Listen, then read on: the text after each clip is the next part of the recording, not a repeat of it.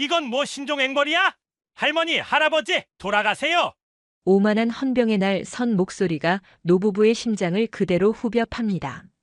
자신의 평생이 부정당하는 잔혹한 모욕. 사랑하는 아내의 떨리는 어깨. 바로 그 순간 모든 것을 뒤흔들어 놓을 서리빨 같은 분노가 전설적인 노장의 가슴 속에서 깨어나기 시작합니다. 이 무심하게 내뱉은 모욕 한마디가 어떻게 대한민국 최정예 부대의 견고한 성벽을 뿌리부터 뒤흔드는 거대한 태풍이 되었을까요? 여러분, 오늘도 편안한 시간 보내고 계신가요? 여러분의 일상을 댓글로 공유해 주시면서 시청 후 잊지 마시고 구독과 좋아요 한 번씩 꼭 눌러주시면 감사하겠습니다. 새벽 안개가 대지를 융단처럼 깔아놓은 이른 새벽이었다. 세상의 모든 소음이 이슬과 함께 땅으로 가라앉은 듯 고요만이 공간을 채우고 있었다. 충청남도 깊은 산골 마을 낡은 기와집 아궁이에서는 이미 푸른 연기가 피어오르고 있었다. 박만수 할아버지는 마당 한가운데 서서 동이 트기 시작하는 먼 산등성이를 바라보며 긴 숨을 내쉬었다. 그의 굽은 등과 깊게 팬 주름은 지나온 세월의 무게를 고스란히 보여주고 있었지만 어딘가를 응시하는 눈빛만은 새벽의 전기처럼 맑고 형형했다. 영감 다 됐소. 어여 들어와서 한술 뜨고 가야지. 아궁이 앞에서 불을 보던 이순심 할머니의 목소리가 들려왔다. 할머니는 부엌과 마당을 오가며 마지막 짐을 꾸리고 있었다. 커다란 보따리 안에는 밤새 정성껏 만든 음식들이 가득했다. 손주 박지훈이 가장 좋아하는 갈비찜, 갓 담근 파김치, 직접 쑤어 만든 도토리묵까지.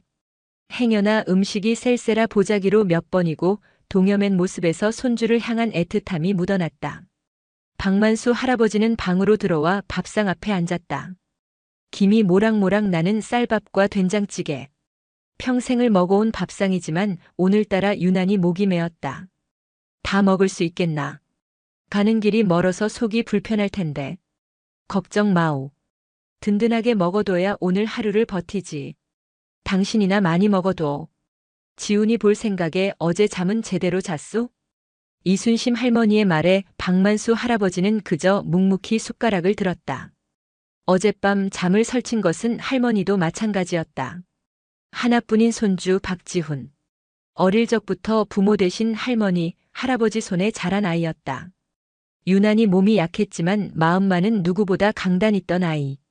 그런 지훈이 대한민국에서 가장 험하다는 특수전 사령부에 자원 입대했을 때 두 노부부의 세상은 무너지는 듯했다.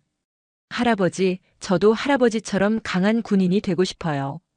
입대 전날 짧게 깎은 머리를 어색하게 만지며 말하던 손주의 얼굴이 아른거렸다. 아들 내외를 일찍 여의고 피부치라고는 지훈이 하나뿐인데 어찌하여 사서 고생길을 택하는지 부부는 이해할 수 없었다.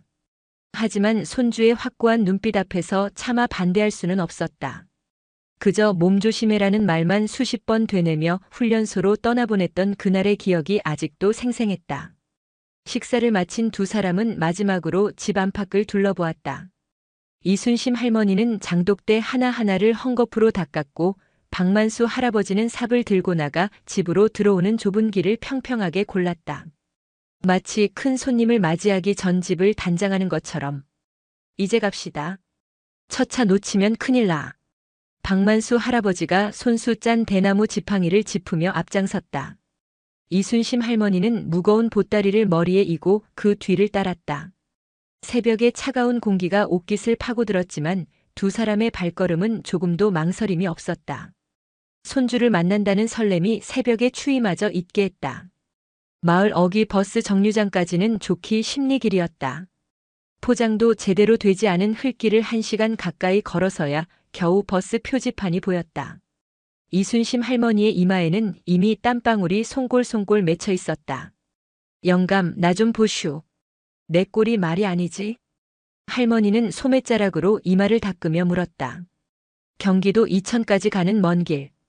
혹여나 손주 기죽일까 싶어 장롱 깊숙이 넣어두었던 가장 좋은 옷을 꺼내 입었지만 새벽길을 걸어오는 동안 흙먼지가 잔뜩 묻어 있었다. 괜찮아. 세상에서 제일 고운 할미구먼. 우리 지훈이는 할미가 싸간 갈비찜만 봐도 좋아서 입이 찢어질 거요. 박만수 할아버지는 무심한 척 말하며 할머니의 머리에 인 보따리를 받아 자신의 어깨에 짊어졌다. 투박한 위로였지만 그 안에는 평생을 함께한 아내를 향한 깊은 신뢰와 사랑이 담겨 있었다. 얼마 지나지 않아 덜컹거리는 소리와 함께 시골 버스가 도착했다. 버스에 오른 두 사람은 맨 뒷자리에 나란히 앉았다. 이순심 할머니는 창밖으로 빠르게 지나가는 고향의 풍경을 바라보며 연신 가슴을 쓸어내렸다. 혹시 빠뜨린 것은 없는지, 지훈이가 좋아할지 온갖 생각들이 머릿속을 스쳐 지나갔다. 영감, 지훈이한테 줄 용돈은 잘 챙겼소? 훈련 받느라 돈 쓸 데도 없겠지만 그래도 PX 가서 동기들하고 맛있는 거라도 사 먹으라고 줘야지. 여기 있소. 쌈짓돈 탈탈 털어서 빳빳한 돈으로 바꿔놨으니 걱정 마. 박만수 할아버지는 품속에서 두툼한 봉투를 꺼내 보여주었다. 삐뚤빼뚤한 글씨로 사랑하는 손주 지훈이에게라고 적혀 있었다. 그 모습을 본 이순심 할머니는 또다시 눈시울이 붉어졌다. 버스는 몇 개의 정류장을 더 거쳐 읍내 터미널에 도착했다. 이천으로 가는 직행버스로 갈아타기 위해 내린 두 사람은 낯선 도시의 풍경에 잠시 어리둥절했다. 시골 마을과는 비교도 할 수 없이 많은 사람과 자동차. 정신없는 소음 속에서 두 사람은 서로의 손을 꼭 잡았다. 할멈, 정신 똑바로 차려야 돼. 여기서 촌사람 티내면 무시당해. 박만수 할아버지가 나직하게 말했지만 그의 목소리에도 긴장감이 역력했다. 낡고 해진 옷차림, 시골의 흙냄새가 배어있는 두 노부부는 화려한 도시의 풍경 속에서 섬처럼 외로워 보였다. 우여곡절 끝에 이천행 버스에 오른 두 사람은 잠시 눈을 붙였다. 새벽부터 서두른 탓에 쌓인 피로가 몰려왔다. 버스가 고속도로에 진입하고 단조로운 엔진 소리가 자장가처럼 울려 퍼질 때쯤 이순심 할머니는 박만수 할아버지의 어깨에 기댄 채 까무룩 잠이 들었다. 박만수 할아버지는 잠든 아내의 머리를 조심스럽게 쓸어주며 창밖을 바라보았다. 그의 시선은 허공의 어느 한 점에 고정되어 있었다. 젊은 시절 군복을 입고 호령하던 자신의 모습이 파노라마처럼 스쳐 지나갔다. 별을 달고 수많은 부하를 거느렸던 시절. 그때의 자신은 세상에 무서울 것이 없었다. 하지만 지금은 그저 늙고 힘없는 시골 노인일 뿐이었다. 손주가 복무하는 부대 앞에서 자신이 어떤 대접을 받을지 그는 어렴풋이 짐작하고 있었다. 어쩌면 문전박대를 당할지도 모른다. 하지만 상관없었다. 그저 지훈이의 얼굴만 볼 수 있다면, 따뜻한 밥 한 끼 먹일 수 있다면 그걸로 좋겠다. 얼마나 지났을까? 버스가 이천에 도착했다는 안내방송이 나왔다. 두 사람은 부랴부랴 짐을 챙겨 내렸다. 이제 부대까지는 택시를 타야 했다. 택시 승강장에서 한참을 기다린 끝에야 겨우 택시를 잡을 수 있었다. 어디로 모실까요? 저 육군 특수전 사령부로 가주시오. 박만수 할아버지의 말에 택시기사가 힐끗 백미러로 두 사람을 쳐다보았다. 그의 눈빛에는 호기심과 함께 약간의 의아함이 섞여 있었다. 아들 면회 가시나 봐요? 거기 아무나 못 들어가는 덴데 허가는 받고 오셨어요? 그렇소. 손주놈이 꼭 오라고 해서 어렵게 허락받았지. 택시는 시내를 벗어나 점점 한적한 외곽으로 향했다. 창밖으로 보이는 풍경이 군사지역의 모습을 띠기 시작했다. 철조망과 위압적인 경고문들. 공기마저 차갑고 날카롭게 변하는 듯 했다. 이순심 할머니는 불안한 듯 박만수 할아버지의 옷소매를 꽉 잡았다. 영감, 나 괜히 무서워지네. 여긴 꼭 딴 세상 같아. 걱정 마. 지훈이만 만나면 다 괜찮아져. 마침내 택시가 거대한 부대 정문 앞에 멈춰섰다. 대한민국 육군 특수전 사령부라는 글자가 새겨진 간판이 두 사람을 압도했다. 완벽하게 각 잡힌 전투복을 입고 총을 든 헌병들의 모습은 그 위압감을 더했다. 두 사람은 택시에서 내려 잠시 그 자리에 우두커니 서 있었다. 수십 년의 세월을 거슬러 박만수 할아버지는 다시 군대 앞에 섰다. 하지만 그의 신분은 이제 자랑스러운 지휘관이 아닌 그저 허름한 시골 노인일 뿐이었다. 그는 마지막으로 옷매무새를 가다듬고 아내의 손을 잡고 정문을 향해 발걸음을 옮겼다. 그의 마음속에는 손주를 만난다는 설렘과 함께 알 수 없는 불안감이 파도처럼 밀려오고 있었다. 부대 정문은 거대한 성벽처럼 느껴졌다. 단결이라는 두 글자가 새겨진 위병소는 낯선 이의 접근을 조금도 허락하지 않겠다는 듯 굳게 닫혀 있었다. 위병소 앞에는 K2 소총을 어깨에 맨 헌병 2명이 서 있었는데 갓 20살을 넘겼을까 싶은 앳된 얼굴이었지만 날카로운 눈빛만은 숙련된 군인의 그것이었다. 박만수 할아버지와 이순심 할머니가 다가서자 그들의 시선이 노부부의 머리부터 발끝까지를 날카롭게 훑었다. 흙먼지 묻은 낡은 옷, 검게 그을리고 주름진 얼굴, 그리고 이순심 할머니가 소중하게 품에 안은 음식 보따리까지. 헌병들의 미간이 미세하게 찌푸려졌다. 어디서 오셨습니까? 키가 큰 헌병이 턱을 까딱하며 물었다. 그의 목소리에는 최소한의 존중도 담겨 있지 않았다. 마치 길거리에 성가신 무언가를 떼어내려는 듯한 귀찮음이 가득했다. 저 면회 왔소. 일공수 특전여단 소속 박지훈 일병을 만나러 왔는데 박만수 할아버지가 허리를 살짝 굽히며 공손하게 말했다. 하지만 헌병의 태도는 변함이 없었다. 박지훈 일병이요? 신분증하고 면회 허가서 보여주십시오. 그는 딱딱한 말투로 서류를 요구했다.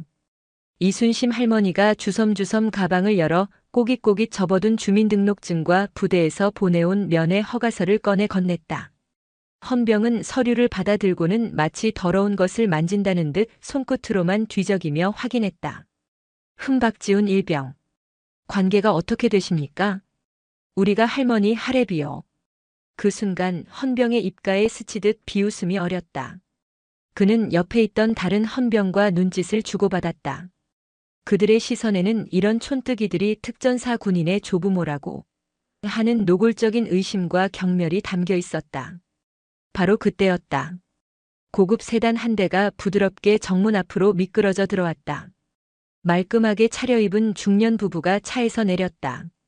아버지는 값비싼 골프웨어 차림이었고 어머니는 머리부터 발끝까지 명품으로 치장한 모습이었다. 그들은 헌병들에게 가볍게 목례하며 익숙하게 신분증을 건넸다. 단결. 김민준 중위님 부모님 오셨습니까? 들어가시죠. 연락받았습니다. 헌병들의 태도는 180도 달랐다. 허리를 굽히고 환한 미소를 지으며 마치 귀한 손님을 맞이하듯 깍듯하게 대했다. 그 모습은 방금 전 노부부를 대하던 태도와 극명한 대조를 이루었다. 고급 세단은 아무런 제지 없이 부대 안으로 사라졌다. 그 광경을 지켜보는 박만수 할아버지의 얼굴이 굳어졌다. 이순심 할머니는 부끄러움에 고개를 숙였다. 자신들의 초라한 행색이 손주의 얼굴에 먹칠이라도 하는 것 같아 가슴이 미어졌다. 저기 우리는 언제 들어갈 수 있소? 박만수 할아버지가 참다 못해 물었다. 키 큰 헌병은 그제야 노부부에게 시선을 돌리며 짜증 섞인 목소리로 말했다. 잠깐만 기다리십시오. 확인해야 할 게 있습니다. 뭘 확인한다는 말이오? 여기 허가서까지 다 있지 않소. 절차라는 게 있습니다, 어르신. 여기가 어디 시장 바닥인 줄 아십니까? 헌병의 말투는 점점 더 무례해졌다. 그는 무전기를 꺼내 어디론가 연락하기 시작했다. 그가 무전기에 대고 말하는 내용은 노부부에게 똑똑히 들렸다. 정문 근무자 상병 김철민. 여기 박지훈 일병 조부모라는 분들이 왔는데 행색이 좀 남루해서 말입니다. 네, 꼭 노숙자 같습니다. 혹시 신종 앵벌이 아닌지 확인이 필요할 것 같습니다. 신종 앵벌이.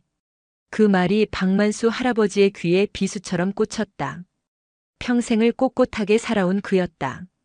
가난했지만 결코 비굴하게 살지 않았다. 그런데 이제 와서 손주가 복무하는 부대 정문에서 거지 취급을 당하고 있었다. 할아버지의 얼굴이 붉게 달아올랐다. 옆에 있던 이순심 할머니는 충격에 몸을 떨며 눈물을 글썽였다. 여보게 젊은이. 말이 좀 심한 것 아니오? 우리가 옷은 이렇게 입고 왔어도 구걸하러 온 사람들은 아니네. 박만수 할아버지가 떨리는 목소리로 항의했다. 하지만 헌병은 코웃음을 쳤다. 하, 요즘은 별 거지들이 다 있네. 군부대 앞에서 앵벌이를 다 하고.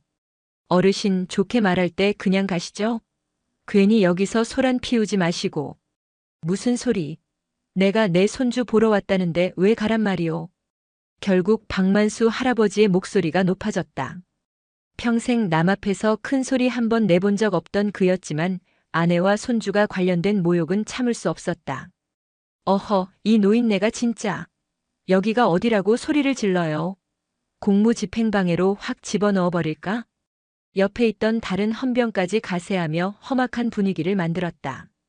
그는 들고 있던 소총을 고쳐 잡으며 위협적인 자세를 취했다. 이순심 할머니는 겁에 질려 박만수 할아버지의 팔을 잡아 끌었다. 영감 참으세요. 저 사람들하고 싸워서 좋을 거 없어요. 그냥 기다립시다. 지훈이 얼굴은 봐야지요. 할머니의 눈물 젖은 애원에 박만수 할아버지는 결국 터져 나오려는 분노를 억지로 삼켰다. 그는 입술을 깨물며 돌아섰다. 더 이상 저 젊은이들의 얼굴을 보고 싶지 않았다. 두 사람은 정문 옆 한쪽에 있는 낡은 벤치에 나란히 앉았다. 마치 죄인이라도 된 것처럼. 시간은 무심하게 흘러갔다. 그 사이에도 몇 대의 차가 더 도착했고 그들은 모두 VIP 대접을 받으며 부대 안으로 들어갔다. 어떤 이들은 노부부를 향해 벌레 보듯 훑어보며 지나가기도 했다. 그때마다 이순심 할머니는 품에 안은 보따리를 더욱더 꽉 끌어안았다. 이 음식만큼은 손주를 향한 자신의 진심만큼은 더럽혀지고 싶지 않았다. 박만수 할아버지는 굳게 입을 다문 채 허공만 응시했다.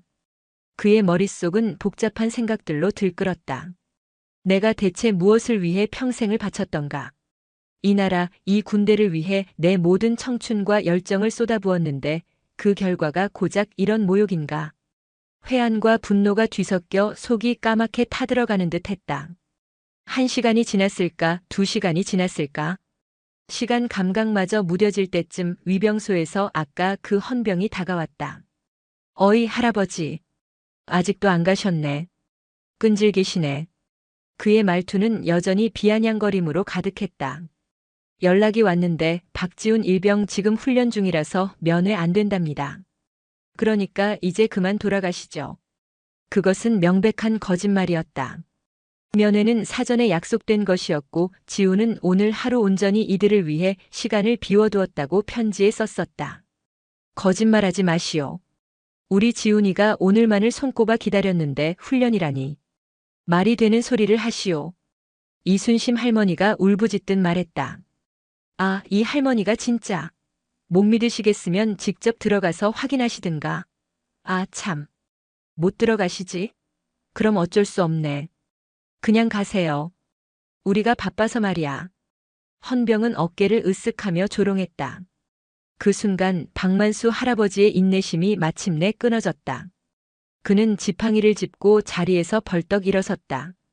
그의 굽었던 등이 순간 꼿꼿하게 펴지는 듯 했다. 네 이놈. 천지를 울리는 듯한 우렁찬 호령이었다. 평범한 시골 노인의 목소리라고는 믿을 수 없는 수많은 전장을 겪으며 다져진 장수의 위엄이 담긴 목소리였다. 헌병은 순간 자신도 모르게 몸을 움찔했다. 내 놈의 계급이 무엇이냐? 상관 앞에서 감히 그따위 태도를 보여? 군법이 우습게 보이느냐? 박만수 할아버지의 눈빛이 서리빨처럼 차갑게 변했다. 그 기세에 압도된 헌병은 잠시 말을 잃었다. 하지만 이내 정신을 차리고는 더욱 기가 막히다는 듯이 웃었다. 하, 이 노인네가 이제 실성까지 했나? 상관? 내가 왜 당신 부하야? 노망 났으면 곱게 요양원이나 갈 것이지 어디 와서 행패야. 다시 한번 묻겠다. 내 놈의 이름과 계급이 무엇이냐? 박만수 할아버지의 목소리는 한치의 흔들림도 없었다.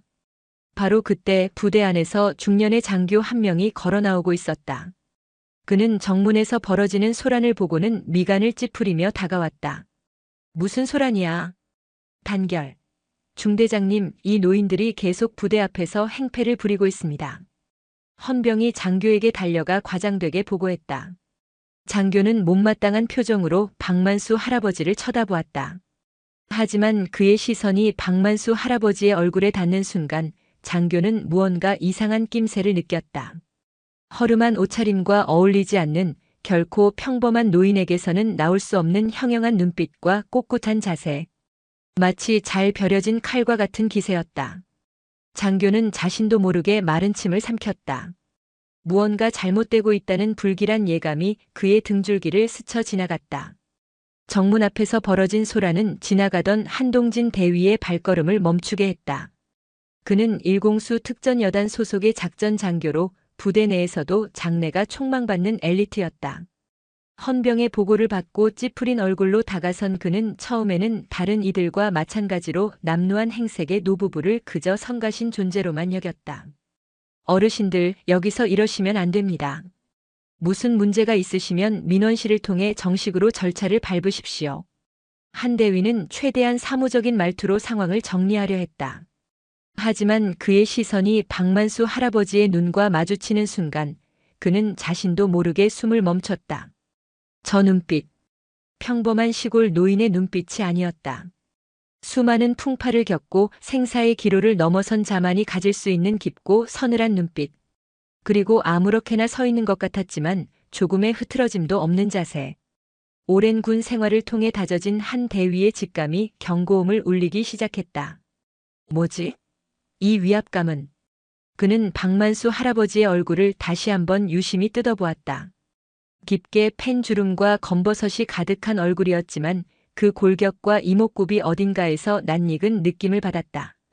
마치 오래전 군사 잡지나 역사 자료에서 보았던 누군가의 얼굴과 겹쳐 보이는 듯 했다.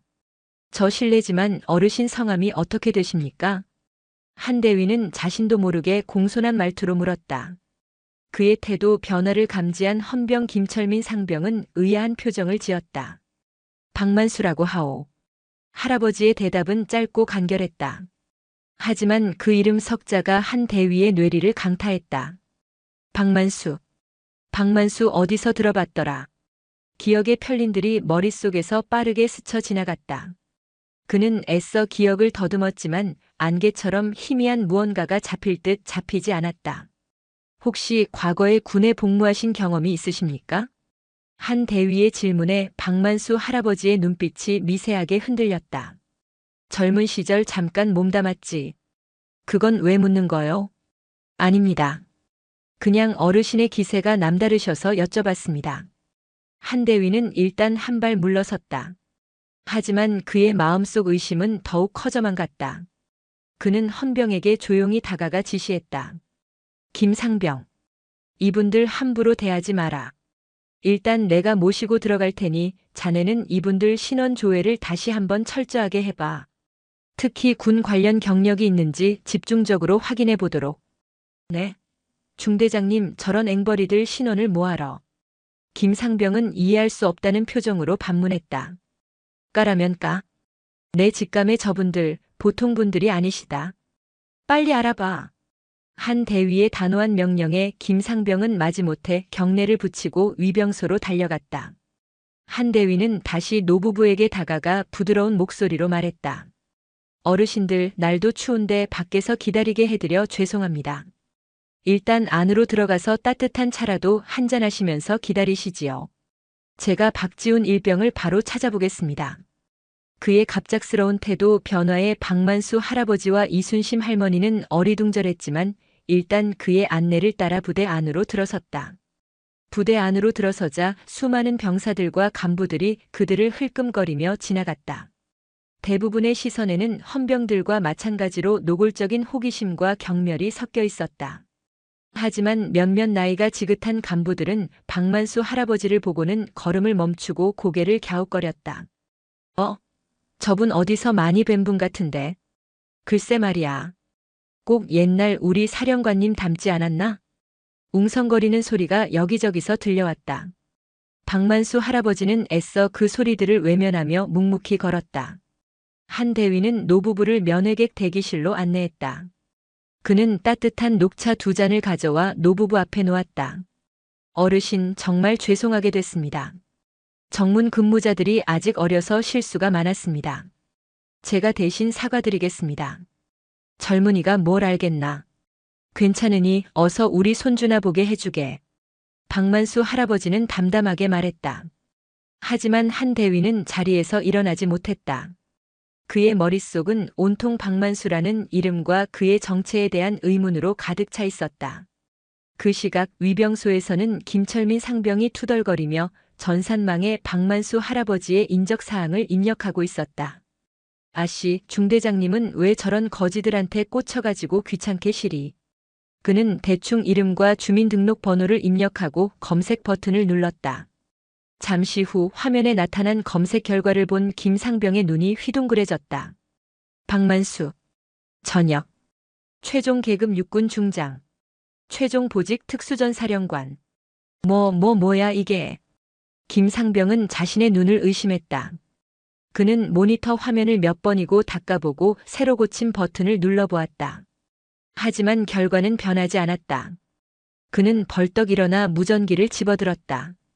그의 손이 사시나무처럼 떨리고 있었다. 중대장님, 한동진 중대장님, 김상병입니다. 큰일 났습니다. 다급한 그의 목소리가 부대 전체 무전망을 통해 울려 퍼졌다. 대기실에 있던 한대위 역시 허리에 찬 무전기를 통해 그 목소리를 들었다. 무슨 일이야, 김상병. 침착하게 보고해. 저분, 박만수 어르신, 전직 특수전 사령관님이셨습니다. 3스타, 중장이셨다고 합니다. 뭐라고? 한 대위의 손에서 찻잔이 쨍그랑 소리를 내며 바닥으로 떨어져 박살났다. 그의 얼굴은 새하얗게 질려 있었다. 그는 떨리는 눈으로 맞은편에 앉아있는 흙먼지 묻은 낡은 옷을 입고 녹차를 마시고 있는 초라한 노인을 바라보았다. 전설로만 듣던 인물. 특전사에 살아있는 신화라 불리던 사람. 수십 년 전 부대를 최강의 전투 집단으로 이끌었던 바로 그 사령관. 그가 지금 자신의 눈앞에 신종 앵벌이라는 모욕을 당한 채 앉아 있었다. 한 대위의 머릿속이 하얘졌다. 상황 파악이 되지 않았다. 그는 본능적으로 자리에서 벌떡 일어나 부동자세를 취했다. 그의 등에서는 식은땀이 폭포수처럼 흘러내렸다. 다 단결. 저 장군님, 몰라 봬요. 정말 죄송합니다. 한 대위의 갑작스러운 행동과 외침에 대기실에 있던 다른 면회객들의 시선이 모두 집중되었다. 박만수 할아버지는 조용히 찻잔을 내려놓으며 나직하게 말했다. 이제 알았는가? 내가 여기 사령관이었다는 것을. 그의 목소리는 담담했지만 그 안에는 모든 것을 꿰뚫어보는 듯한 깊은 무게감이 실려 있었다. 대기실의 공기가 순간 얼어붙었다. 의심의 그림자는 걷히고 그 자리에는 상상조차 할 수 없었던 거대한 진실의 무게가 내려앉고 있었다. 소문은 무전망을 타고 부대 전체로 번개처럼 퍼져나가기 시작했다. 부대는 곧 거대한 폭풍의 눈 속으로 빨려 들어갈 운명이었다. 한동진 대위의 외침은 조용하던 면회객 대기실에 떨어진 폭탄과도 같았다. 장군님이라는 단어와 함께 그의 손에서 박살난 찻잔의 파열음은 그곳에 있던 모든 이들의 시간을 정지시켰다. 사람들의 시선은 일제히 소리의 근원지인 한 대위와 그가 바라보는 초라한 노인에게로 향했다. 그들의 얼굴에는 도대체 무슨 상황인가 하는 당혹감과 호기심이 뒤섞여 있었다. 박만수 할아버지의 나직하지만 강렬한 한마디, 이제 알았는가는 확인 사살과도 같았다. 한 대위는 온몸에 피가 역류하는 듯한 충격에 휩싸였다. 전설 속의 인물. 특전사 역사상 가장 위대한 지휘관 중 한 명으로 꼽히는 불곰 박만수 중장. 육군사관학교 시절부터 교본에서나 보던 이름, 선배들에게서 무용담처럼 전해 듣던 그 이름의 주인이 지금 눈앞에 있었다. 그런데 자신이 그리고 자신의 부하가 그에게 무슨 짓을 저질렀는가. 신종 앵벌이. 노망난 노인네. 감히 상상조차 할 수 없는 모욕을 퍼부었다. 한 대위의 뇌회로가 마비될 지경이었다. 그는 지금 자신이 무엇을 해야 할지 판단할 수 없었다. 무릎이라도 꿇어야 하는가? 아니면 당장 달려나가 정문의 헌병놈을 끌고 와서 할복이라도 시켜야 하는가? 온갖 생각이 뒤엉켜 그는 마치 고장난 로봇처럼 그 자리에 뻣뻣하게 서서 떨기만 했다. 저 장군님, 정말 죄송합니다. 죽을 죄를 지었습니다. 결국 그의 입에서 터져나온 것은 의미 없는 사죄의 반복뿐이었다. 박만수 할아버지는 그런 그를 힐끗 쳐다보곤 아무 말 없이 다시 찻잔을 들었다. 하지만 찻잔은 이미 바닥에서 박살나 있었다. 그 모습을 본 이순심 할머니가 조용히 손수건을 꺼내 남편의 바지에 튄 찬물을 닦아주었다. 할머니는 이 모든 상황이 꿈만 같았지만 한 가지는 확실히 알 수 있었다. 자신의 남편이 여전히 대단한 사람이었다는 것을. 그리고 그 사실이 자랑스럽기보다는 왠지 모르게 가슴이 아려왔다. 한편 위병소의 김철민 상병은 패닉 상태에 빠져 있었다. 자신이 무슨 짓을 했는지 깨닫는 순간 눈앞이 캄캄해졌다. 군 생활은 여기서 끝이라고, 아니, 어쩌면 인생이 끝장날 수도 있겠다는 공포가 엄습했다. 그는 떨리는 손으로 중대장에게 상황을 보고한 뒤 곧바로 대대 지휘통제실에 이 사실을 보고했다. 충성. 정문 근무자 상병 김철민. 긴급 상황 보고 드립니다. 전 전직 특수전사령관 박만수 장군님께서 부대를 방문하셨는데 제가 신원을 확인하지 못하고 큰 실수를 저질렀습니다. 보고를 받은 당직 사관은 처음에는 김상병이 더위라도 먹어서 헛소리를 하는 줄 알았다. 김상병, 정신 차려. 무슨 말이야? 박만수 장군님은 수십 년 전에 전역하신 분이야. 사실입니다. 지금 한동진 중대장님께서 면회실에서 확인하셨습니다. 어서 대대장님께 보고해 주십시오. 김상병의 목소리에 담긴 절박함과 공포를 느낀 당직 사관은 그제야 사태의 심각성을 깨달았다. 그는 즉시 대대장인 박성준 소령에게 비상 전화를 걸었다. 주말을 맞아 관사에서 휴식을 취하고 있던 박 소령은 보고를 받고는 입에 물고 있던 커피를 그대로 뿜을 뻔했다. 뭐라고? 박만수 장군님? 진짜 그분이 맞나? 네, 대대장님. 정문 헌병의 실수로 약 2시간가량 정문 밖에서 대기하시다가 심한 언어적 모욕까지 당하신 것 같습니다. 박성준 소령의 등골이 서늘해졌다. 언어적 모욕. 그 단어는 비수가 되어 그의 심장에 박혔다. 자신의 지휘 아래 있는 부대에서, 그것도 특전사에 살아있는 전설에게 그런 끔찍한 일이 벌어졌다는 사실을 믿을 수 없었다. 젠장. 당장 부대로 복귀한다. 전 간부 비상 소집하고 무슨 일이 있어도 장군님께서 불편하시지 않도록 조치해. 그리고 정문 근무자 놈 당장 대기실 앞으로 끌고 와서 무릎 꿇려. 박소령의 불호령이 떨어졌다. 소문은 이제 통제할 수 없는 속도로 부대 전체로 퍼져나갔다. 대대장에게 보고가 올라가는 순간 연대장인 김영철 대령에게, 그리고 여단장인 이진호 준장에게 거의 동시에 보고가 이루어졌다. 부대의 지휘 계통이 순식간에 마비될 지경이었다. 각급 지휘관들은 주말임에도 불구하고 미친 듯이 차를 몰아 부대로 복귀하기 시작했다. 부대 내 병사들 사이에서도 소문은 삽시간에 퍼졌다. 야, 들었냐? 오늘 우리 부대에 전설이 떴대. 무슨 전설? 아이돌이라도 왔냐? 아니, 진짜 전설. 박만수 장군님. 옛날 특전사령관. 에이, 거짓말. 그분이 여길 왜 와? 진짜라니까. 근데 정문 초병이 그분한테 거지 취급하면서 쌍욕을 박았대. 미쳤네. 그 새끼 이제 영창 가는 걸로 안 끝나겠는데? 바로 육군 교도소 직행 아님? 병사들은 두려움과 흥분이 뒤섞인 목소리로 수군거렸다. 부대는 마치 거대한 벌집을 건드린 듯 걷잡을 수 없는 혼돈 속으로 빠져들었다. 면회객 대기실은 이제 폭풍의 눈이 되어 있었다. 한동진 대위는 감히 앉지도 서지도 못한 채 안절부절 못했고, 소문을 듣고 달려온 다른 간부들 역시 대기실 문 밖에서 어쩔 줄을 몰라 서성거렸다. 대기실 안의 다른 면회객들은 이 기이하고 살벌한 분위기에 눌려 숨소리조차 제대로 내지 못했다. 가장 먼저 도착한 것은 대대장 박성준 소령이었다. 헐레벌떡 대기실로 뛰어들어온 그는 박만수 할아버지를 발견하자마자 허리가 끊어져라 경례를 붙였다. 단결. 일공수 특전여단 XX대대장 소령 박성준. 장군님을 이제야 찾아뵙습니다. 죽을 죄를 지었습니다. 박만수 할아버지는 고개도 돌리지 않은 채 나직하게 말했다.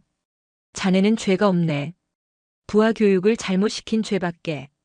그 말은 죄가 없다는 말이 아니었다. 지휘관으로서의 책임을 묻는 그 어떤 질책보다도 무서운 말이었다. 박소령의 얼굴은 흑빛이 되었다. 그는 감히 아무런 대꾸도 하지 못하고 그 자리에 못 박힌 듯 서 있었다. 곧이어 연대장 김영철 대령이 도착했다. 그는 박만수 할아버지 앞에 서자마자 거수 경례도 잊은 채 넙죽 엎드려 큰 절을 올릴 기세였다. 장군님, 이 무슨 해괴한 일이란 말입니까? 이 모든 것이 저의 불찰입니다. 부디 저를 벌하여 주십시오. 상황은 점점 더 커지고 있었다. 소령, 대령과 같은 고급 장교들이 웬 허름한 노인 앞에서 벌벌 떨며 안절부절 못하는 모습은 다른 면회객들에게는 초현실적인 광경이었다. 박만수 할아버지는 이 모든 소란이 지긋지긋하다는 듯 깊은 한숨을 내쉬었다. 그는 그저 손주 얼굴 한번 보고 따뜻한 밥 한 끼 먹여주고 싶었을 뿐이었다. 이렇게 요란한 환영은 원하지 않았다. 다들 그만하게. 나는 이제 군인 도못도 아닌 평범한 늙은이야. 손주놈 면회 온 거니 다들 제자리로 돌아가서 하던 일들이나 보게. 하지만 그의 말을 들으려는 사람은 아무도 없었다. 오히려 그의 말 한마디 한마디에 더욱 긴장하고 몸을 사릴 뿐이었다. 그때 대기실 문이 활짝 열리며 위험 있는 목소리가 울려 퍼졌다. 여단장님 행차하십니다. 별하나 준장의 계급장을 어깨에 단 일공수 특전 여단장 이진호 준장이 굳은 얼굴로 들어서고 있었다. 그는 들어서자마자 대기실의 모든 장교들을 날카롭게 쏘아보고는 곧장 박만수 할아버지에게 다가가 허리를 90도로 숙이며 경례했다. 단결. 장군님, 일공수 특전 여단장 준장 이진호입니다. 제 부대에서 차마 입에 담을 수 없는 과오가 있었습니다. 모든 지휘 책임을 지고 어떠한 처벌도 달게 받겠습니다. 이진호 준장은 박만수 장군이 현역에 있을 당시 그의 밑에서 중대장으로 근무했던 적이 있었다. 그는 누구보다 박만수라는 인물의 위대함과 무서움을 잘 알고 있었다. 그는 이제 이 사태를 어떻게 수습해야 할지 눈앞이 캄캄했다. 그는 조용히 고개를 들어 박만수 할아버지의 눈을 바라보았다. 할아버지의 눈은 여전히 깊고 고요했지만 그 안에는 거대한 폭풍이 소용돌이치고 있었다. 이진호 준장의 등장은 대기실의 긴장감을 최고조로 끌어올렸다. 별을 단 장군이 허름한 노인 앞에서 고개를 숙이고 처벌을 기다리는 모습은 그 자체로 하나의 거대한 사건이었다. 박만수 할아버지는 여단장을 물끄러미 바라보았다. 이진호 자네가 벌써 별을 달았는가? 내가 자네 중대장 시절에 유격 훈련장에서 굴리던 게 엊그제 같은데. 기억하고 계셨습니까, 장군님? 이진호 준장의 얼굴에 순간 감격의 빛이 스쳐 지나갔다. 수십 년 전의 일, 수많은 부하 중 하나였던 자신을 기억하고 있다는 사실만으로도 그는 감동했다. 하지만 곧이어 자신이 처한 끔찍한 상황을 깨닫고 다시 얼굴이 굳어졌다. 자네 부하들이 나를 신종앵벌이라 부르더군. 특전사의 군기가 많이 빠졌어. 박만수 할아버지의 목소리는 조용했지만 그 안에 담긴 질책의 무게는 천근만근과도 같았다. 이진호 준장은 식은땀을 흘리며 고개를 더욱 깊이 숙였다. 송구하기 이를 데 없습니다, 장군님. 해당 병사는 군법에 따라 엄중히 처리하겠습니다. 됐네. 어린 녀석이 뭘 보고 배웠겠나. 그저 위에서부터 썩은 물이 흘렀을 뿐이겠지. 그 말은 이진호 준장의 가슴에 더 큰 비수처럼 박혔다. 위에서부터 썩은 물. 그것은 자신을 포함한 부대 지휘관 전체를 향한 질책이었다. 바로 그때 대기실 문이 다시 열리고 한 병사가 쭈뼛거리며 안으로 들어왔다. 박지훈 일병이었다. 그는 갑작스러운 호출을 받고 아무것도 모른 채 달려온 터였다. 대기실을 가득 메운 살벌한 분위기와 여단장까지 와 있는 모습에 그는 어리둥절한 표정을 지었다. 다 단결. 일병 박지훈. 부르셨습니까? 그러다 그는 대기실 한가운데 앉아있는 할아버지와 할머니를 발견했다. 그의 얼굴이 순식간에 환한 기쁨으로 물들었다. 할아버지, 할머니, 여기까지 어떻게 오셨어요? 지우는 모든 상황을 잊고 할머니, 할아버지에게 달려가 와락 안겼다. 두 노부부 역시 손주를 보자마자 얼굴에 한바구음이 피어났다. 잠시나마 대기실에 살벌했던 공기가 훈훈해지는 순간이었다. 아이고 내 새끼. 훈련 받느라 얼마나 고생이 많으냐. 얼굴이 반쪽이 됐네 그려. 이순심 할머니는 손주의 얼굴을 쓰다듬으며 눈시울을 붉혔다. 괜찮아요 할머니. 저 아주 잘 지내고 있어요. 근데 여긴 다들 웬일이세요? 여단장님까지. 지우는 그제야 주변의 이상한 분위기를 감지하고 할아버지에게 물었다. 박만수 할아버지는 손주의 어깨를 두드리며 말했다. 아니다. 그냥 할애비가 옛날에 알던 사람들이 많아서 다들 인사하러 온 게야. 신경 쓰지 마라. 하지만 지우는 고개를 갸웃거렸다. 시골에서 평생 농사만 짓던 할아버지가 어떻게 군대에, 그것도 특전사의 여단장과 아는 사이란 말인가. 이진호 준장은 박지훈 일병을 착잡한 눈으로 바라보았다.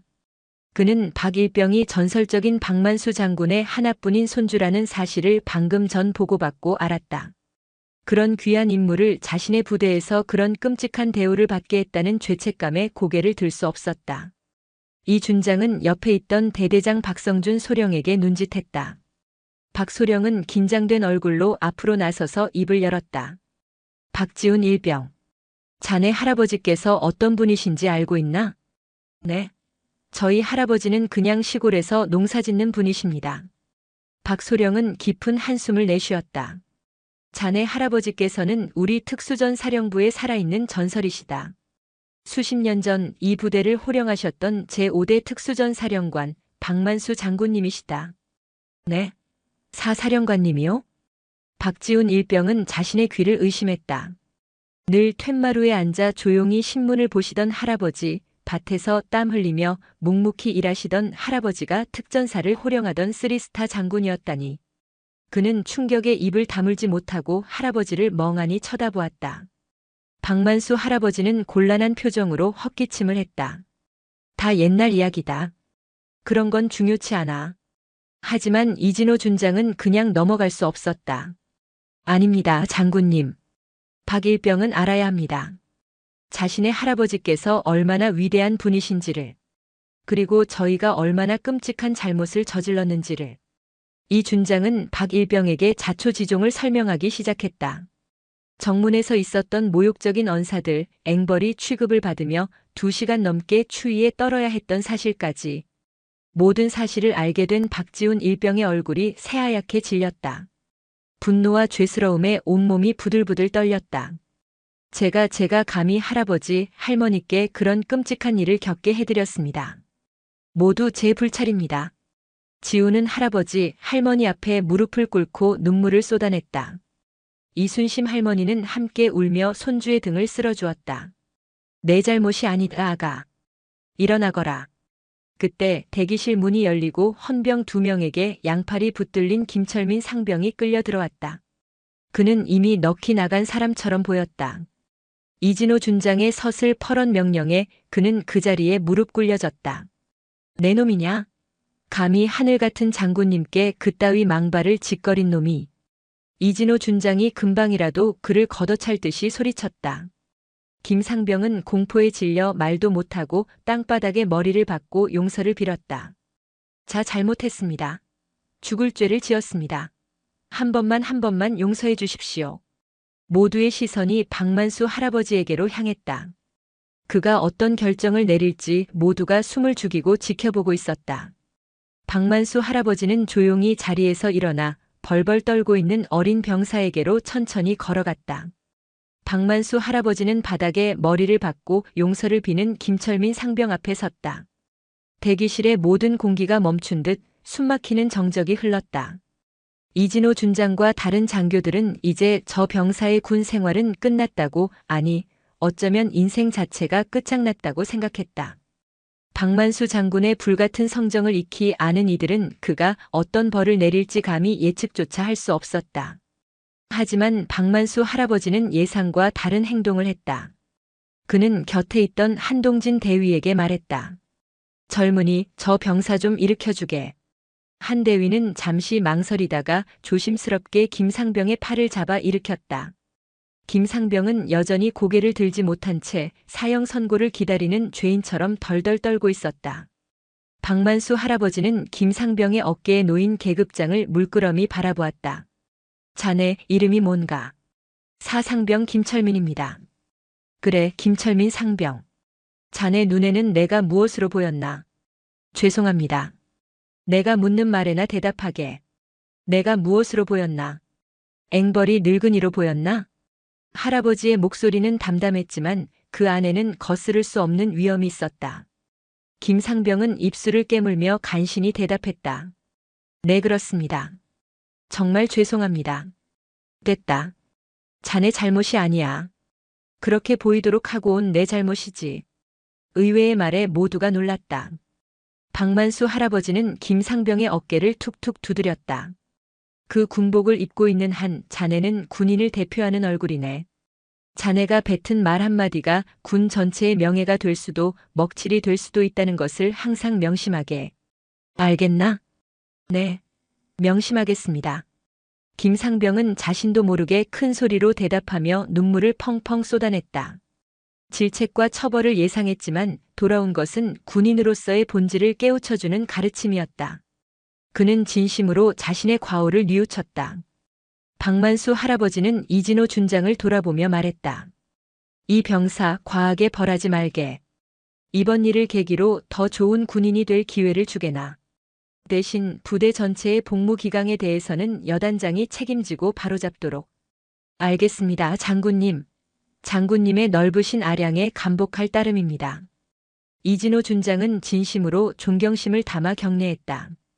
그는 이 사건을 통해 박만수라는 거인이 왜 전설로 불리는지 다시 한번 깨달았다. 분노를 다스리고 위기를 교육의 기회로 삼는 것. 그것이야말로 진정한 지휘관의 모습이었다. 사건은 일단락되었지만 장교들 사이에서는 새로운 궁금증이 피어오르기 시작했다. 그런데 장군님께서 왜 갑자기 전역하셨던 거지? 그때 한창 잘 나가실 때 아니었나? 맞아. 합동 참모의장까지 거론되던 분이셨는데 하루아침에 군복을 벗고 낙향하셨으니 당시에도 말이 많았지. 연대장 김영철 대령과 대대장 박성준 소령이 조심스럽게 속삭였다. 그것은 특전사 내에서 오랫동안 풀리지 않은 미스터리였다. 최고의 명예를 눈앞에 두고 모든 것을 버린 채 홀연히 사라져버린 이유. 누군가는 건강 문제라고 했고 누군가는 정치적인 암투에 휘말렸다고도 했다. 하지만 진실을 아는 사람은 아무도 없었다. 이진호 준장은 그 이유를 어렴풋이 짐작하고 있었다. 그가 중대장 시절 박만수 장군이 사단장으로 있던 부대에서 의문의 작전이 하나 있었다. 극비리에 진행되었던 대테러 훈련이었는데 그 훈련 도중 끔찍한 사고가 발생했다. 유능한 부사관 한 명이 목숨을 잃고 여러 명이 크게 다쳤다. 당시 모든 책임은 현장 지휘관에게 돌아갈 상황이었다. 하지만 박만수 장군은 모든 것을 자신의 책임으로 돌렸다. 작전은 사단장의 책임 하에 이루어진다. 부하의 실수는 곧 나의 실수다. 그는 그렇게 말하고는 사고 보고서를 직접 작성하여 상부에 올렸다. 그 일로 그는 진급이 누락되는 등 큰 불이익을 받았고 얼마 지나지 않아 조용히 전역을 신청했다. 군에서는 그의 명예를 지켜주기 위해 조용히 전역을 수리했고 그 사건은 사람들의 기억 속에서 잊혀갔다. 하지만 그 사건은 박만수 장군의 마음에 지워지지 않는 깊은 흉터로 남았던 것이다. 그는 자신의 판단착오로 아끼던 부하를 잃었다는 죄책감에서 평생 벗어나지 못했다. 그가 화려한 군 경력을 버리고 시골로 낙향한 것은 속죄하는 마음으로 평생을 살아가겠다는 자신과의 약속이었을지도 모른다. 이진호 준장은 복잡한 표정으로 박만수 할아버지를 바라보았다. 그의 굽은 등에서 수십 년간 혼자 짊어져 왔을 책임의 무게와 고통이 느껴지는 듯 했다. 바로 그때 여단장실로부터 긴급 무전이 들어왔다. 여단 비서실장의 다급한 목소리였다. 여단장님, 특수전 사령부에서 연락 왔습니다. 사령관님께서 지금 이쪽으로 오고 계신다고 합니다. 뭐? 사령관님께서 직접? 이진호 준장의 얼굴이 하얗게 질렸다. 현 특수전 사령관, 즉 스리스타인 육군 중장이 직접 이 부대로 오고 있다는 소식이었다. 일개 부대에서 벌어진 사건의 군 전체를 지휘하는 사령관이 직접 행차하는 것은 극히 이례적인 일이었다. 사태는 이제 여단장 선에서 수습할 수 있는 수준을 넘어서고 있었다. 전직 사령관과 현직 사령관의 만남. 부대는 이제 더 거대한 폭풍의 중심으로 빨려 들어가고 있었다. 박만수 할아버지의 얼굴에도 처음으로 당혹스러운 기색이 스쳐 지나갔다. 그는 자신의 방문이 이렇게까지 큰 파장을 일으키리라고는 예상하지 못했던 것이다. 그는 그저 조용히 잊혀가고 싶었지만 그의 이름에 새겨진 전설이라는 무게는 그것을 허락하지 않았다. 특수전 사령관의 방문 소식은 부대를 발칵 뒤집어 놓았다. 사령관님 행차라는 비상 무전이 떨어지자마자 모든 간부들과 병사들은 각자의 위치에서 일사불란하게 움직였다. 부대 진입로에는 헌병들이 길게 늘어서 경계를 섰고 부대 내 주요 시설은 긴급 점검에 들어갔다. 면회객 대기실 앞은 이제 일공수 특전 여단 주요 간부들이 도열하여 사령관을 맞이할 준비를 마쳤다. 이진호 준장의 얼굴에는 긴장감과 함께 당혹감이 역력했다. 박만수 할아버지는 이 모든 소동이 불편한 듯 미간을 찌푸렸다. 그는 이순심 할머니의 손을 잡고 조용히 대기실 한쪽 구석에 앉아 있었다. 박지훈 일병은 할아버지 옆에 서서 잔뜩 긴장한 표정으로 문을 응시했다. 할아버지, 현 사령관님은 어떤 분이세요? 지훈의 조심스러운 질문에 박만수 할아버지는 나직하게 대답했다. 글쎄다. 나도 얼굴 한 번 본 적 없는 젊은 장군이야. 하지만 내 뒤를 이어 특전사를 이끄는 자리니 그 무게를 잘 감당하고 있겠지. 얼마 지나지 않아 부대 정문 쪽에서 요란한 사이렌 소리가 들려왔다. 사령관을 태운 검은색 대형 세단이 헌병대의 에스코트를 받으며 부대 안으로 진입하는 소리였다. 곧이어 대기실 앞에 세단이 멈춰섰고 수행 장교들이 문을 열자 육군 중장 계급장을 단 50대 중반의 당당한 풍채를 지닌 사령관이 차에서 내렸다. 현 특수전 사령관 김용진 중장이었다. 김용진 중장은 차에서 내리자마자 도열해 있던 간부들에게 날카로운 시선을 던졌다. 그의 눈은 부대 내의 미세한 흐트러짐조차 용납하지 않겠다는 듯 매서웠다. 그는 굳은 표정으로 이진호 준장을 향해 말했다. 이진호 준장. 자네 부대에서 벌어진 일에 대해 소상히 보고받았다. 전직 사령관님을 모욕하고 군의 명예를 실추시킨 일. 결코 용서할 수 없는 과오다. 송구합니다, 사령관님. 모든 지휘 책임을 지고 어떠한 처벌도 달게 받겠습니다. 이진호 준장은 허리를 90도로 굽히며 경례했다. 김용진 중장은 그의 경례를 받으며 면회객 대기실 안으로 시선을 던졌다. 그리고 그곳에 앉아있는 박만수 할아버지를 발견하는 순간 그의 얼굴에 순간 경외감과 함께 복잡한 감정들이 스쳐 지나갔다. 그는 조용히 박만수 할아버지에게 다가갔다. 모든 간부들은 숨을 죽이고 그 모습을 지켜보았다. 김용진 중장은 박만수 할아버지 앞에 서자마자 망설임 없이 허리를 90도로 굽히며 정중하게 거수경례를 올렸다. 충성. 제5대 특수전 사령관 중장 김용진입니다. 박만수 장군님을 찾아뵙습니다. 현직 사령관이 전직 사령관에게 올리는 최고 등급의 예우였다. 박만수 할아버지는 조용히 고개를 들어 김용진 중장을 바라보았다. 두 사령관의 눈빛이 허공에서 마주쳤다. 한 사람은 세월의 풍파를 겪은 노장이었고 다른 한 사람은 현 시대 특전사를 이끄는 젊은 장성이었다. 그들의 눈빛 속에는 말로 다 표현할 수 없는 수많은 감정들이 교차했다. 존경, 책임감, 그리고 특전사에 대한 뜨거운 애정이 담겨 있었다. 어려운 걸음 해주었군. 김 사령관. 박만수 할아버지의 목소리는 여전히 담담했지만 김용진 중장의 귀에는 천둥처럼 크게 울렸다. 장군님께서 이런 불미스러운 일을 겪으셨는데 제가 어찌 가만히 있을 수 있겠습니까? 모두 제 불찰입니다. 김용진 중장은 자신의 부대에서 벌어진 일에 대해 깊이 사죄했다. 그는 정문에서 노부부에게 모욕을 준 헌병 김철민 상병을 엄중히 처벌하고 해당 여단장인 이진호 준장을 포함한 모든 관련자들에게 책임을 묻겠다고 말했다. 됐네. 어린 녀석이 뭘 알겠나. 그리고 이진호 준장도 나를 알아보고는 곧장 조치했으니 과하게 벌하지 말게.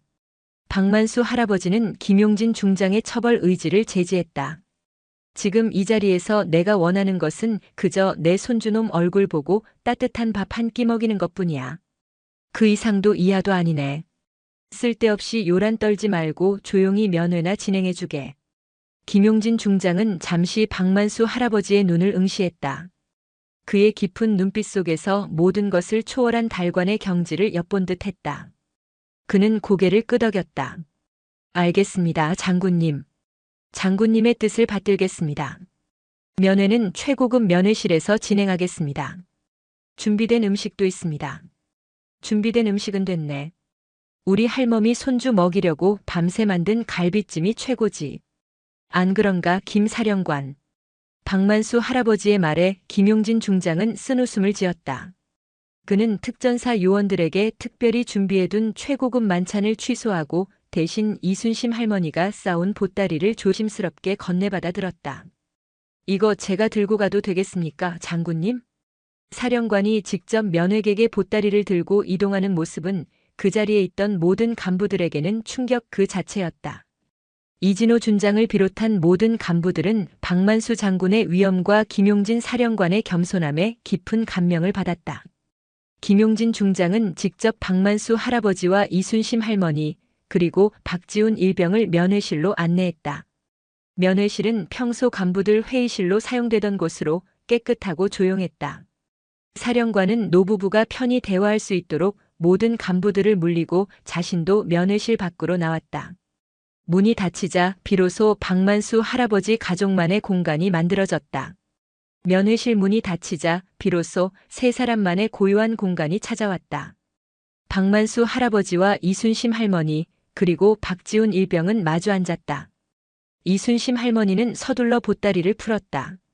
밤새 준비한 갈비찜과 파김치, 도토리묵이 식탁 위에 차려졌다. 아이고 내 새끼.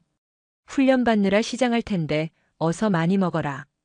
이순심 할머니는 지훈의 밥그릇에 갈비찜을 수북이 얹어주었다. 지훈은 할머니가 직접 만들어 온 음식을 보자마자 눈물이 핑 돌았다. 눈물과 함께 꾸역꾸역 밥을 먹는 손주의 모습에 두 노부부의 눈가도 촉촉해졌다. 할아버지 근데 정말 사령관님이셨어요? 식사를 하던 지훈이 조심스럽게 물었다. 할아버지가 특전사령관이었다는 사실은 여전히 믿기지 않는 꿈 같은 이야기였다. 박만수 할아버지는 조용히 고개를 끄덕였다. 다 옛날 이야기다. 지금은 그냥 너를 키운 평범한 할애비일 뿐이야. 평범하다니요. 방금 김용진 사령관님께서 할아버지를 보시고 얼마나 깍듯이 대하시던데요. 그리고 아까 할아버지, 할머니께 무례하게 굴었던 그 헌병놈은 어떻게 되는 거예요? 지훈의 목소리에 여전히 분노가 서려 있었다. 이순심 할머니는 손주의 손을 잡으며 말했다. 할애비가 다 용서해 주었다. 내 할애비는 그런 사람이란다. 괜한 일로 어린 병사 다치게 하고 싶지 않다고. 하지만 할아버지, 할머니가 당한 모욕은요? 그놈이 감히 할아버지 보고 신종 앵벌이라고 했잖아요. 제가 그 말을 듣고 얼마나 화가 났는지 아세요? 제가 군인이 된 것도 할아버지처럼 훌륭한 군인이 되고 싶어서였는데 제 앞에서 그런 말을 듣는다는 게. 지훈은 결국 울음을 터뜨렸다. 할아버지, 할머니가 자신 때문에 겪은 모욕이 그의 가슴을 찢어놓는 듯 했다. 박만수 할아버지는 조용히 손주의 머리를 쓰다듬어 주었다. 그의 눈빛은 깊고 아련했다. 지훈아, 군인은 나라와 국민을 지키는 존재다. 제복을 입은 한 우리는 우리의 행동 하나하나가 곧 군의 얼굴이라는 것을 잊지 말아야 해. 허름한 옷차림의 노인이라고 함부로 대하는 것은 군인으로서의 기본조차 되어 있지 않은 거지.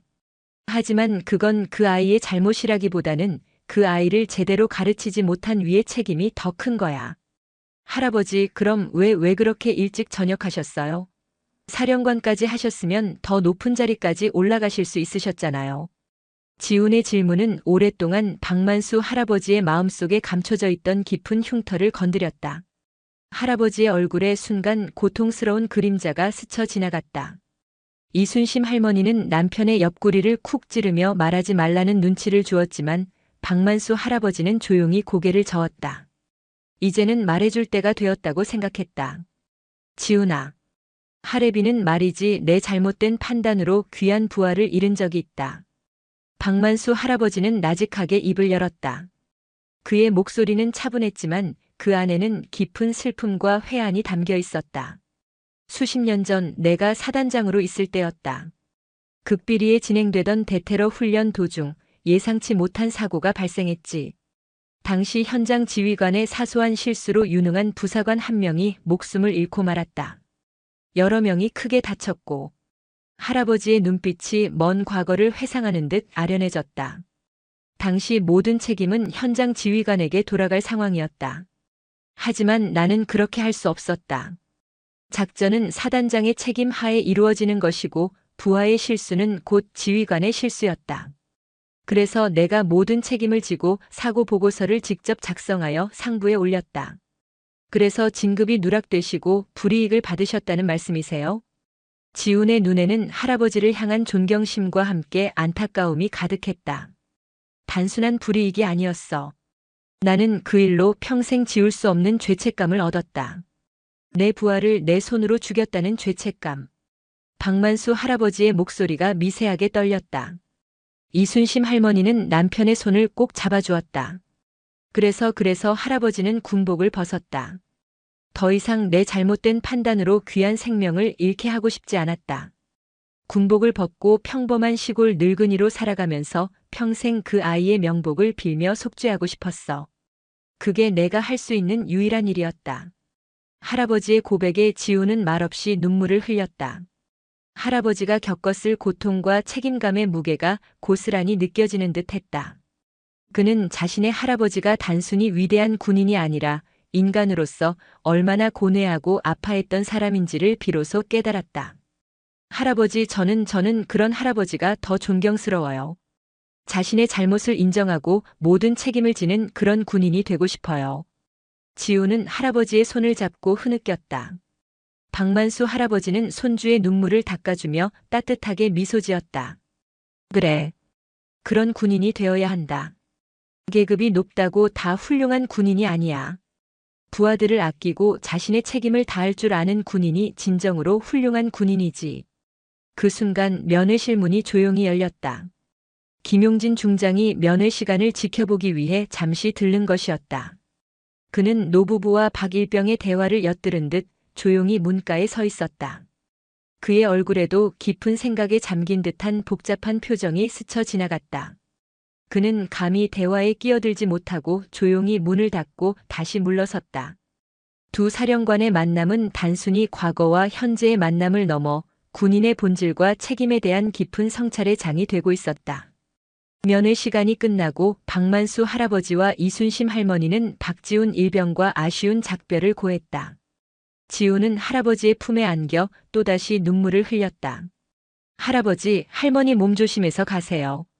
다음 면회 때 꼭 다시 오세요. 그래, 내 새끼. 건강하게 잘 지내거라. 할머니, 할애비는 내 얼굴 봤으니 됐다. 박만수 할아버지는 손주의 머리를 쓰다듬어주며 애틋하게 말했다. 면회실 밖에는 이진호 준장을 비롯한 일공수 특전 여단의 주요 간부들이 도열해 있었다. 김용진 사령관 역시 박만수 할아버지를 배웅하기 위해 자리를 지키고 있었다. 간부들은 박만수 할아버지를 향해 일제히 거수 경례를 올렸다. 그들의 경례에는 아까와는 비교할 수 없는 진심과 존경이 담겨 있었다. 장군님, 오늘 이렇게 귀한 걸음 해주셔서 감사합니다. 저희 부대에 큰 가르침을 주셨습니다. 이진호 준장이 감격스러운 목소리로 말했다. 김용진 사령관도 박만수 할아버지에게 다가가 허리를 굽혔다. 장군님, 오늘 장군님의 이야기를 듣고 많은 것을 깨달았습니다. 진정한 군인의 자세가 무엇인지 다시 한번 되새기게 되었습니다. 송구스러웠던 일은 제가 반드시 바로잡겠습니다. 됐네. 모두 잘 마무리해주게. 나는 그저 조용히 돌아가고 싶네. 박만수 할아버지는 김용진 사령관의 어깨를 툭툭 두드렸다. 그의 눈빛에는 현 사령관에 대한 믿음과 기대가 담겨 있었다. 부대 정문까지 김용진 사령관과 이진호 준장을 비롯한 모든 간부들이 노부부를 배웅했다. 아까 노부부를 신종앵벌이라며 모욕했던 헌병 김철민 상병은 얼굴에 피멍이 들도록 스스로 뺨을 때린 채 정문 한쪽에 무릎을 꿇고 서 있었다. 박만수 할아버지는 그의 어깨를 두드리며 나직하게 말했다. 젊은이, 이번 일을 거울 삼아 훌륭한 군인이 되게나. 군인의 명예는 자네 손에 달려 있어. 네, 장군님, 명심하겠습니다. 감사합니다. 김상병은 눈물을 쏟으며 고개를 숙였다. 박만수 할아버지와 이순심 할머니는 부대가 제공한 고급 세단에 올랐다. 김용진 사령관은 직접 차 문을 열어주며 마지막까지 극진한 예우를 표했다. 차가 출발하자 모든 간부들이 일제히 거수 경례를 올리며 노부부가 탄 차가 시야에서 사라질 때까지 부동자세로 서 있었다. 차 안에서 박만수 할아버지는 깊은 한숨을 내쉬었다. 아이고 할멈. 드디어 끝났다. 난 이런 요란한 게 영 체질에 안 맞아. 이순심 할머니는 남편의 손을 꼭 잡으며 따뜻하게 미소 지었다. 영감 수고 많았소. 그래도 덕분에 우리 지훈이가 당신이 얼마나 대단한 사람인지 알게 됐으니 그걸로 됐지 않겠소? 박만수 할아버지는 조용히 고개를 끄덕였다. 그의 얼굴에는 오랜만에 편안한 미소가 떠올랐다. 수십 년간 짓눌렀던 책임감의 무게, 과거의 흉터가 오늘에서야 비로소 조금이나마 아물어가는 듯했다. 차가 고속도로에 진입하고 창밖으로 빠르게 도시의 풍경이 멀어져 갔다. 그는 품속에서 꼬깃꼬깃 접어둔 손주의 사진을 꺼내 들었다. 사진 속 지훈은 활짝 웃고 있었다. 지훈아, 할애비는 이제 정말 평범한 할애비로 돌아갈 수 있을 것 같구나. 그의 눈빛에는 과거의 영광에 대한 미련도 미래에 대한 불안도 없었다. 그저 현재를 살아가는 노인의 평온함만이 가득했다. 그의 군인으로서의 삶은 끝났지만 한 사람의 인생으로서의 삶은 여전히 이어지고 있었다. 버스터미널에 도착한 두 사람은 택시에서 내려 시골행 버스를 기다렸다. 낡은 옷차림의 노부부는 이제 더 이상 위병소 헌병의 눈에 앵벌이로 보이지 않을 것이었다. 그들의 겉모습은 변함없었지만 그들을 둘러싼 세상의 시선과 그들의 내면은 완전히 달라져 있었다. 오후 늦게 시골 마을에 도착한 두 사람은 흙길을 걸어 집으로 향했다. 해질녘 노을이 마을 전체를 붉게 물들이고 있었다. 평생을 살아온 익숙한 풍경이었다. 이순심 할머니는 집 앞에 쌓인 낙엽들을 보며 중얼거렸다. 영감, 집에 가면 김치부터 다시 담가야겠소. 텃밭도 다시 가꾸고 바쁘겠네. 박만수 할아버지는 아내의 말에 고개를 끄덕였다. 그의 얼굴에는 작은 미소가 번져 있었다. 평범한 일상. 그것이 그가 군복을 벗은 후 가장 원했던 삶이었다. 이제 그는 진정으로 그 삶을 온전히 받아들일 수 있게 되었다. 집 안으로 들어서자 낡은 툇마루에 앉아있는 박만수 할아버지와 이순심 할머니의 모습이 보였다. 그들은 마치 아무 일도 없었던 것처럼 그저 조용히 밤하늘을 올려다보고 있었다. 별들이 하나둘 모습을 드러내기 시작했다. 그 별빛 아래 두 노부부의 얼굴에는 평온함과 함께 지난 세월의 깊은 흔적이 아름답게 빛나고 있었다. 박만수 할아버지와 이순심 할머니가 부대를 떠난 후 특수전 사령부는 거대한 변화의 소용돌이에 휩싸였다. 김용진 사령관은 즉시 비상지휘관 회의를 소집했다. 회의실에는 김용진 사령관을 비롯하여 일공수 특전 여단장 이진호 준장, 연대장 김영철 대령, 대대장 박성준 소령 등 모든 핵심 간부들이 모여 있었다. 회의실의 공기는 무겁고 살벌했다. 김용진 사령관은 단상에 서서 차분하지만 단호한 목소리로 입을 열었다. 오늘 이 자리에서 있었던 일은 우리 특수전 사령부의 역사에 길이 남을 치욕스러운 사건이다. 군인의 기본 중의 기본, 상관에 대한 예의와 국민에 대한 봉사 정신을 망각한 채 한평생 국가에 헌신하신 전직 사령관님께 모욕을 퍼부었다. 이것은 단지 한 병사의 실수가 아니다. 군 전체의 기강해이이자 우리 모두의 책임이다. 그의 말 한마디 한마디에 간부들은 고개를 숙였다. 이진호 준장은 얼굴이 새하얗게 질려 있었다. 김철민 상병에 대해서는 일단 전역 보류 후 심의에 회부하고 그의 군 생활에 대한 모든 기록은 재검토할 것이다. 하지만 더 중요한 것은 이런 사태가 다시는 발생하지 않도록 근본적인 시스템을 재정비하는 것이다. 김 사령관은 즉시 다음 지시를 내렸다. 1. 전역 장병 예우 강화. 전역한 모든 장병, 특히 예비역 장군들에 대한 예우를 최우선으로 강화한다. 부대 방문 시 사전 신원 확인 절차를 간소화하고 최고 등급의 의전을 제공하도록 규정을 신설한다. 2. 병사 인성 교육 강화. 초급 간부 및 병사들을 대상으로 인성 교육을 대폭 강화한다. 상관에 대한 예의뿐만 아니라 민간인에 대한 존중과 배려심을 함양하는 교육 프로그램을 의무화한다. 특히 특전사 요원으로서의 자긍심은 갖되 오만함에 빠지지 않도록 정신교육을 철저히 실시한다. 3. 지휘관 책임 강화. 지휘관은 부하의 모든 행동에 대해 무한한 책임을 진다는 원칙을 재확립한다. 이번 사건과 같은 일이 발생할 경우 해당 지휘관에게도 엄중한 책임을 물을 것임을 명확히 한다. 4. 박만수 장군 명예 선양 박만수 전 사령관의 위대한 업적과 희생정신을 기리기 위한 박만수 장군 기념관 건립을 추진하고 그의 군인 정신을 특전사 전 장병의 롤모델로 삼아 교육 자료로 활용한다. 김용진 사령관의 지시는 단호하고 거침없었다. 그는 이번 일을 계기로 특전사의 병폐를 뿌리 뽑고 새로운 특전사의 기강을 확립하겠다는 의지를 보였다. 특히 박만수 장군의 명예를 선양하는 부분에 대해서는 전군적인 차원에서 추진하겠다는 강력한 의지를 피력했다. 회의가 끝난 후 이진호 준장은 면담을 요청하여 김용진 사령관에게 다시 한번 사죄했다. 사령관님, 모든 책임을 지고 부대장직에서 물러나겠습니다. 하지만 김용진 사령관은 고개를 저었다. 이진호 준장, 자네가 책임을 회피하려는 것이 아니라는 것을 안다. 하지만 이번 일을 통해 자네도 많은 것을 깨달았을 것이다. 자네가 이 여단을 이끌면서 박만수 장군님의 정신을 이어받아 새로운 특전사를 만들어주게. 그것이 자네가 져야 할 책임이자 명예로운 임무다. 이진호 준장은 김용진 사령관의 말에 눈물을 글썽이며 경례했다. 그는 이번 사건을 계기로 진정한 지휘관의 길을 걷기로 다짐했다. 한편 박지훈 일병은 할아버지와의 면회를 통해 큰 깨달음을 얻었다. 할아버지가 겪었던 고통과 희생, 그리고 그럼에도 불구하고 굳건히 지켜온 군인 정신은 그에게 더없이 큰 교훈이 되었다. 그는 할아버지처럼 부하들을 아끼고 자신의 책임을 다하는 군인이 되겠다고 다짐했다. 그의 군 생활은 이제 단순히 국가를 지키는 것을 넘어 할아버지의 명예를 이어받고 자신의 군인 정신을 확립하는 과정이 되었다. 시간이 흘러 특수전 사령부 정문 앞에는 박만수 장군 기념관이 웅장한 모습으로 들어섰다.